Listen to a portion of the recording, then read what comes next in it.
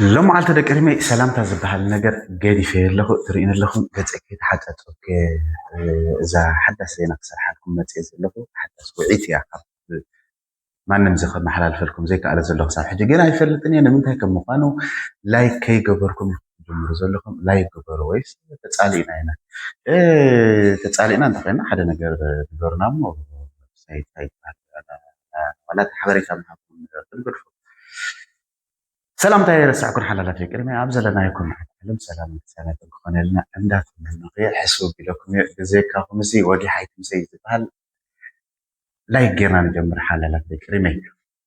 قال خفت حدش حضريتها الشعبية مقالة عفيو تنكتات درونات مثلا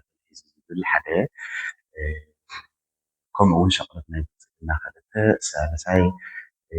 ناي تجارح واتنا وهي قدم حواتي كنا نيرمان دينا قد تجي حوات كنا نحب سلازي قال خابو عقد سوي أزمة يقولني كان رأينا سالساي زوم دق أول يدبلكم دلقو تمالي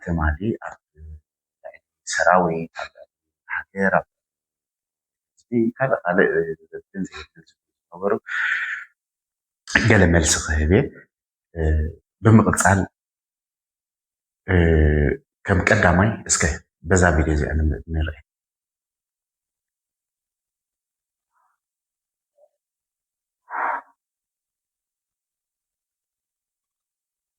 يزل نرى لنا ابز بحال نجر له اتا يسرحنا نكا يمثل نجر حلو يقول اطي كلندم زيوم يمزم سبعة زيوم زيوم زي مقتاوم ناب تجرايسي هاي يكون كم زكيرم اخلي يا اخي يزل اخلي خمس زكيرك اتي زنبرك خالق ترف دحن ابسب قالت زخون كوسك دحن بعد مثل هاي كده خلقن كم زكيرك حزر عيتي كم زكيرك هاي تقول هاي جيرك تبع نجر ولا حد فريقهم الله خمسة تقول سلازي إذا طرح زي كونون إذا منريهم زلنا كم زرعي إذا مورال زي حزيو كم زي تقرأي أكنا بخم زي قدرنا بازي بالزلة اسكي كذا ثلاثة فيديو አባታችን ተማርኳል እኛም ተደግመናል ሙሩፍ راح يزولد حدا جلبة بسي جلبة راح يكون زولد برقصي انتي زبها حلال جن زيون جن مروخات يوم مروخات راح يكون زولد طبعا كابتي مروخ زخفي زولد زلو زوجات زيون جن لذي أباتاتشن مرقات نيرو مرقات لنا نحن كمبوتاتنا نايمن داخل حزين بلو مالو نخي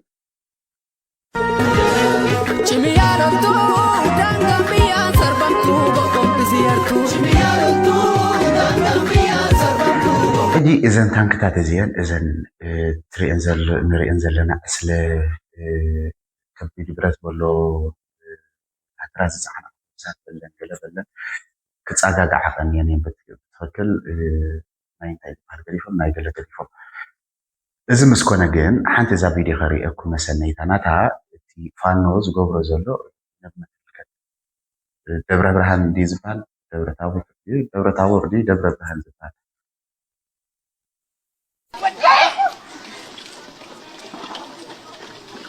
شوف راي إذا مالك تبع الساباسي يعني قرب رح كتسكن كيلومتر يمزج روز نبرو هيدا نو استوسن كيلومترات ስለዚህ እሱን አብዝኽ መጽእ እንከሎ በታ አንተ ይከትመሎ ከምዛ ነሪኦ ዘለና ኢና እዚ ምግባሩ ነዚ ሰብ እዚ ወይ ነዚ ቆልዓዚ እንታይ ይኽገብሮ ዝኽእል ከም ኣጭዋራቱ ብሙሉአን ናበየን ናፍቲ መምለሲ የብለንን ናብዚ ክገብሮ ዝበሃል የብለንን እቲ ሰራዊት ሞራል ዝበሃል የብልን ስለዚ እንታይ ይኸውን ኣሎ ማለት እቲ ተለቂሑ ለሚኑ ኣለማኒት ሃገር እንዳበለ ናይ ገጽ سيز ገጽ እስክልምን እንከለኹ ብጣዕሚ ምስኪን ዘምሰሎ ኮነለይ ማዓት ዝተፈጥሮ ንልመና ኢለ ተፈጥረ ዝበለና ትማሊ ሕጂ ለሚኑ ተለቂሑ ንገሊኣ እንዳበለ ንገሊኣ መሳጅ እንዳገበረ ንገሊኣ ኢዳ እንዳሰዓነ ንገሊኣ ክቡር ፕረዚደንት ኢሳያስ ቀለቤት እንዳእተወ ኣነ ሽዑ እንዲኦም ኣብቲ ባሕሪ ጥልቕ እንዲኦም ከብልዎ ነይሮም ከም ዘይወፅእ ገይሮም ግን ሻዕብያ ምናልባት ናቱ ዝበሃል ክህልዎ ስለዝኽእል ኣይገበርዎን ድሓን ንቕዮሞም ኢና ተቐይምና ከንታ ክንገብር ኢና እምበር ኣነ ዘሕርቀኒ ዘቅመኒ ነገር እውን እንትነበረ ኮይኑ ሓደ ግዜ ስቀልጢፍካ ስጉምቲ ዘይ ናይ ምውሳድ ይሕርቀካ እዩ ምክንያቱ ዋጋ ስለ ዘኽፍለካ ማለት እዩ ዋጋ ንእሽተና ክፍለ ብለና ኣሎ ግን ድሓን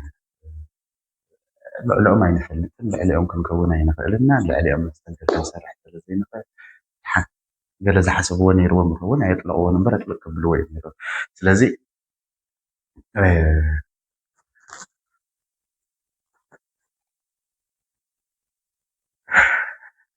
እዚ ኩሉ ለሚኑ ዘምፅአና ፅባሕ ሕጂ ኣብ ፍርቁ ክዕገት ፍርቁ ገለ ትፈልጥዋ ይኹን ካብ ናይ ከዓ ትፈልጥዋ ይኹን ዓብልና ከይኒ ዛረብ ከስታይ እንዳኮነ እንዳተሰከፍና እንዲና ኮይና እንጂ ንስታት ከዓሲ ኣብ ግምት እንዳእተኹን ገለ ሓላላት ደቂ ርሚታት ይገብሩ ከምዘይ ትምልስ ኣላ ከምዘይ ትብላ ዝነበርካ ገለ ኣብ ገለ ጋዜጠኛ ናይ ከልቢ ገለ ዝገብሮ ትብሉ ይኹን ግን ሓደ እቲ ክስታይ ክትሕሉ ኣለካ ካልኣይ ነገር ሃዊፍካ ስምዒት ብስምዒት ንዘይምዝራብ ሓደ ኣሎ ኣብ ክለሲ ብክድንሲ ኣሎ ብዙሕ ነገር እምበር ኣነ ዋላ ናይ እስራኤል እንታይ ትሓስብ ገለ ሓበሬታ ሃበና እንተ ትብልኒ ወይ ሻዕብያ እንታይ ይገብር እንታይ ይሓስብ እንታይ ይቅል ኣለዎ ገለ ትብል ነርኩም ተዛረብኩ ነይሩ ኩሉ ስለዚ ዋዛ ምስኩ ነገር ሓላላት ደቂ ርሜ ግን ኩሉ ግዜ ማለት ኣሎ ሰግሮ ዘይግባእካ ትንቀቐሎ ዝግባእካ ቃላት ኣሎ ብዘየገድስ መዓልቲ ክንደይ ተሰማዕነት ይሃልካ ኣይሃልካ ብዘየገድስ ግን ከምዚ ኩሉ ግዜ ቃላትካ ሓሊኻ ክውንነቱ ርኢኻ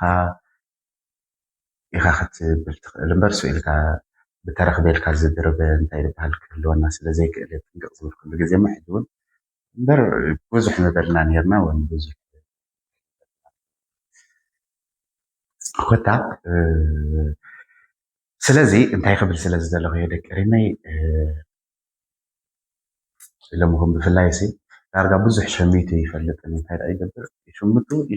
ይሽምቱ በየን መፂ እንታይ ይገብሮም እንታይ ይገርህ ይብል ማለት እስከ መሰነይታ ምዝ ዋዛ መስኩም ነገር ናይ ዝሓውና ነስማዕ እያ ትረዋይ ስምዑ ዶ ኤርትራውያን ስምዑማ ጀሪካና በመልሱ ቃ የዴና ይትባህር ለዋ መልሱና ጀሪካና ማዕጽባ መልሱ ብራዘር በርኳ ሂሉ ሱይል ለግንያት የለ መልሱና አታት ጀና ለንደ መልሱዎ ባይ መስቴ ኩሲና ማዘር ክላ ትበራድ መልሱና ሻህ መፍለህ ሲና ነናው ዘይላዕና ጨለና ባይ መልሱና እንደስ ይልሆ አይ خلي خنوسدينا خلي خنوسخنا دي تولي وا يا مزيلي اي جنا መልሱና ወይ መጽና الله خنوسدينا باي كلا يدلينا يقا تبوشنات مان كان يدلينا يقا هذه سلام نروح نبر يزهم اي عندلي يسيلكم تقبلنا لفت دنبر بعنا مصنا هنو سينا اتيكم دنيكم يازرق انت تماليكم عقايت بدغوا اي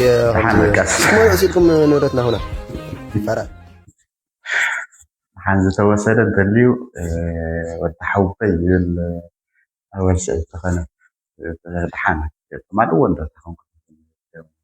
تزلخ تبالو تليو مالو تعبيت زي كنا نسيت نعشت كنت مالو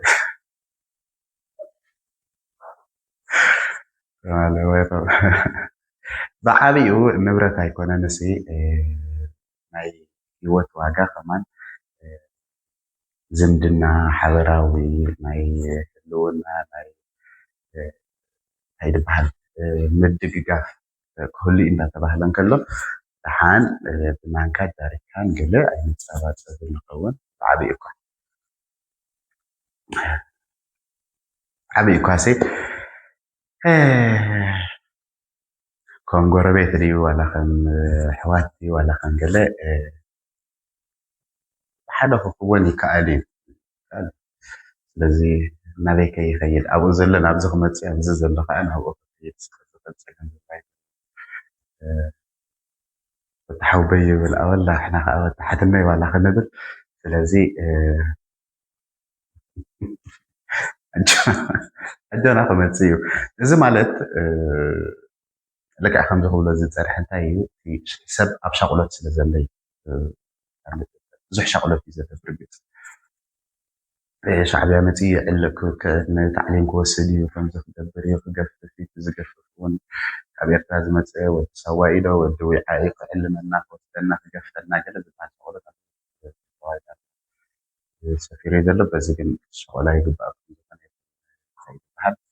تيم تاوناي شعبي تكني أمزحن في جنة آيات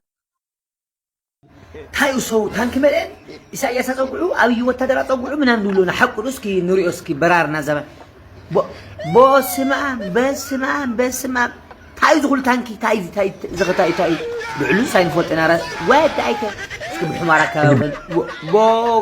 واي اسكي بباد مكاوغ وقولي على بادم واي بادم تايو زغل سارة واي بسمع صورنا تايو زغل تايو واي بس ما بقول يا بقول بدي حلف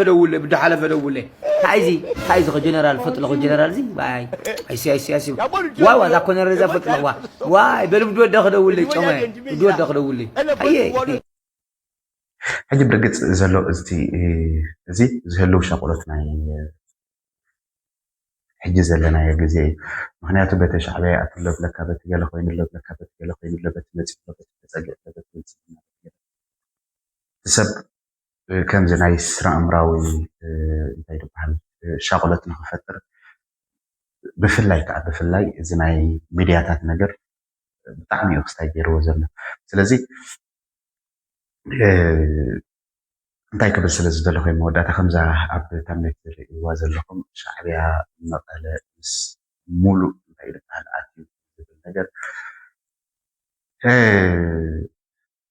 اي اتوان كأتوان اي كأليني ምክንያቱ ዘሎ የለን ወላ ሓደ የለን ሲልካ ካብ ፍቅራ ካብ ተሕዲድ ገለ ዝሓልፍ ኣድላይ እንተኮይኑ ከኣቱ ከም ዝኽእል ወይ ክሓግቶ ዝኽእል ዝኾነ ይኹን ሓይሊ ከም ዘየለ ንኣምን ኢና ኢለ ይሓስብ ምክንያቱ ናይ ቀዳማይ ረብሕኡ ወይ ናይ ቀዳምነት ናይ ህልውና ሓደጋ ዘምፀሉ ኮይኑ ወይ ንእሽተን ዋላ ፅልዋታት ዝገብረሉ እንተሊ كمزي شاحن زبهلا لو فالكون زبهلا لو مش براري ناي نسرع عينك كمزي فيو يلمتيس اتامن دبلك خير اخي ما عرف ليه فتنه لو خرورن كله قال اي طريقه خاص سطح مسدلك طريقه مستسطح يل فاس كان يوكي داي طريقه خاص زي هم عينت سقمت ناي موسر برقت كل يخالي مقاله زي كونه خا አዲስ አበባ ነው ካቱን ፀገም ዘለዎ ስለነ ግን ይለምኩም ከኋላ አዲስ አበባ ወንሳ አለ ይለምኩም አዲስ አበባ ወን ሪፍ መለኹም ዚ ፕሬዝዳንት ኢሳያስ አፈወርቂ ዝገብረን ታይሲስ እንደ 10 ጁባታት አለው ማለት ሰባት 10 ኣብዚ ክንደይ ኣለዋ أربعة لين زلازل أبغى حدا لا زخلت الله أبزر أربعة الله زين اليوم زين أربعة زي أنا سي اليوم رئيس حيالا بهالو حضرات عندي علمنا وقرب زكاة تللني اليوم زين يا زلوا اتينا في سر زلوا شديش تخا اليوم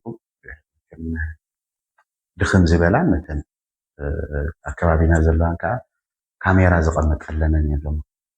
ካሜራ በብውፅኡ ናበይ ይኽእለው እንታይ ይገብሩለው ኢቭን ክሳብ እንታይ ይሓስቡለው ሲ ከታተሎም ስለዚ ኣዲስ ኣበባ መቐለ ይኮነን ዋላ ኣዲስ ኣበባ እውን ንኽኣቱ ዝኽልክሎ ኣለኢለ ይሓስብ እኔ እውን አዲስ አበባውን ያለ ኢሎም ማበየና ይጫካ ከምዛአቶም ከምዘለም አለ ዝባል ዋላ ስለዚህ ሓላላት ደቀሪናይ ከምዚ ወል ገና ተጋሩ ኣሕዋትና እውን ሻቆሎት ዝበሃል ነገር ክህሉ ኣይግባእኒ ተኾነ ኣይኸውንን እንተኮይኑ ከዓ ይውሓድ ይብዛሕ ዋጋ ክትከፍል ባህርያዊ እዩ ብዘይ ዝኾነ ይኹን ግን ዋላዳ ባህርያዊ ይኹን ከዓ እምበር መዓል ክንድኡ ዘሰግእ ነገራት ከምዚ ናይ ኩናት ናይ ገለ ዝህሉ ኣይመስለናኒ እንተልዩ እውን ንዕኡ ዘምክኑ ኣርካናት ገድሊ ብመንገዲ ሕወሓት ክኸውን ይኽእል ብመንገዲ ሻዕብያ ክኸውን ይኽእል ኣሎ ዓቕምሲ ኣሎ እዩ ስለዚ ብዙሕ ከሻቕለና ይግባእኒ ቁርብ ዘሻቐለካ እቲ ናይ ነውፂ ናይ ኢኮኖሚ ናይ ገንዘብ ዘይምፍናው ከምዚኣ ጌርካ ስቲንካ መሓዝ ገለታት ከጋጥም ይኽእል ንዝተወሰነ ኣይደነ ክሳዕ መዓስ ክኸይድ ይኽእል ዝሄርዋንኡ ግን ካብ ኢተት ዝሓልፍ ኩናት ግን የለን እቲ ዝዓበየ ግን እንተልዩ ከይዱ ኩናት ናይ ስነ ኣእምሮ ኩናት ዝበሃል ግን ክህሉ ስለ ዝኽእል እዚ ከዓ ክብለና ኣይግብኦን ናይ ከምኡ እውን ገለ ተጋሩ ኣሕዋትና እውን ከምኡ ክንሓስብን ክንርኢ ንግባአና እዩ ወዘተረፈ የለን ካልእ ወላ ሓደ ሓድሽ ነገር የለን ኣብዚ የለን ኢልና ክንሓስብ ይግባአና እዚ ናይ ኣጭዋራት ናይ ገለ ምንቅስቃሳት ከምዛ ንሪኣ ዘለና ንኣዲስ ኣበባ መለስ ከባቢኻ ሓልዩ ዘሎ እሱ ከዓ ምናልባት ብዓፋር ኣትዮም ድዮም ክክርድንወን ዋላ በዚ ብኣላማጣ ቆሪፆም ድዮም ገለ ክገብርዎን ዋላ ፋኖ ገይሮም ድዮም ማዕሰብ ብዕፁ ክምለስ ከም ዘለዎ ክገብርዎ ገለ ጌና ይተፈልጥ ዘሎ ስለዚ ሻዕብያ ክሳብ ሕጂ ኣብ መቐለ ኣይኣተወን እንተኣተወ ክኣቱ እንተደልዩ እውን መንዶ ናይ ሓበራዊ ህልውና ወይ ናይ ሓበራዊ ፀጥታ ምሕላው ክንኡ ንዝሓልፍ እንተልዩ እውን ዳርጋ ኢሎምኩም ሕጂ ትግራይ ማለት ናብ ኤርትራ ገፃ ኤርትራ ናብ ትግራይ ገፃ እንታይ ዝበሃል ከምዚ بعين مايكرو እንታይ ዝበሃል بعين ማይክሮስኮፕ ዝተሓላለዋሉ ዝተጋገፋሉ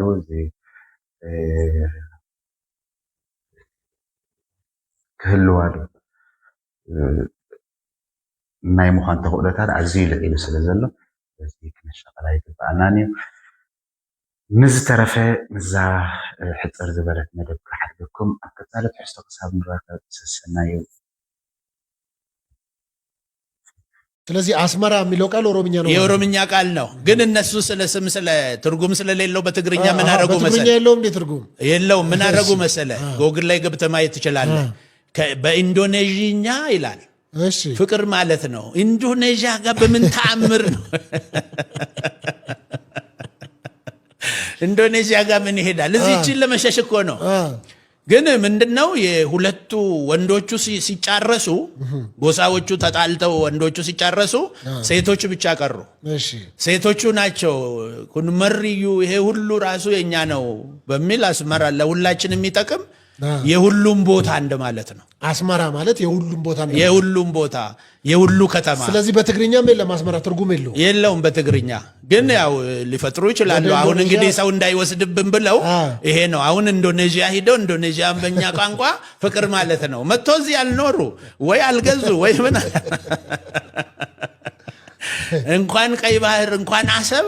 አስመራ የኛ ነው ግን በፖለቲካ ብዙ አገሮች እየተቆራረጡ ስለሆነ